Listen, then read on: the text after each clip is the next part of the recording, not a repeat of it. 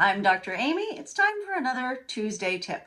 So this month in our health community genetic rock stars, we are talking about different types of blood tests. So earlier this year, we went over like the basics, right? Metabolic panel and a CBC. Now we're getting into a little bit more specific testing. And I kind of want to talk about liver testing because it's very confusing, even for practitioners, right? Because there's no test that's like, this says your liver is really not so good. All of the, well, with one exception. So liver tests are all a little bit indirect in that there are all these enzymes, right? So there's ALT, alanine aminotransferase, AST, aspartate aminotransferase, ALP, alkaline phosphatase, GGT, we can go on here, and 5' nucleotidase. And then we use those with also like albumin levels and bilirubin levels and all of these things to kind of triangulate what might be happening. And the reason is, so ALT is an enzyme that is made actually in the liver only, right? So if ALT is wonky, then yes, definitely something is going on in the liver. We don't know what, but something.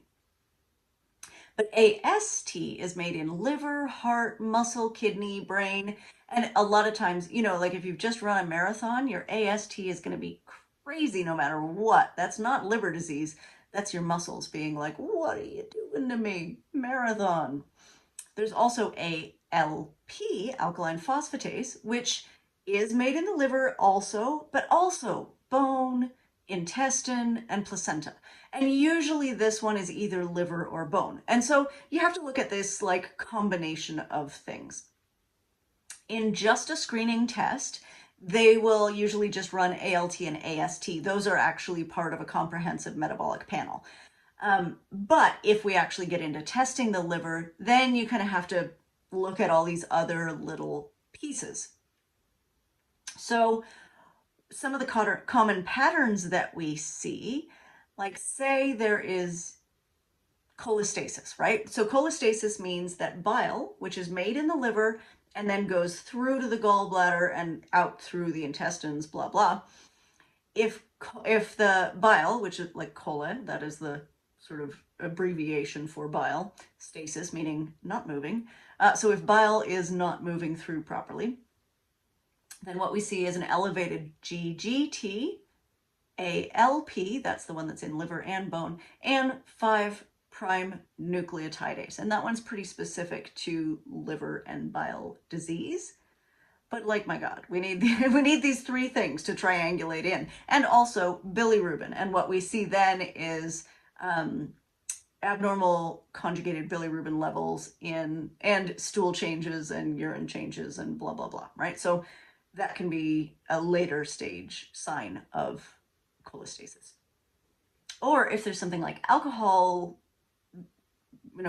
injury to the liver, then GGT is high, ALP is high. Those two are the same as with the cholestasis, but AST is also high, right? And so if you see that triad, those three enzymes, then somebody is drinking more than their liver likes to process. And that doesn't actually mean that they're a heavy drinker.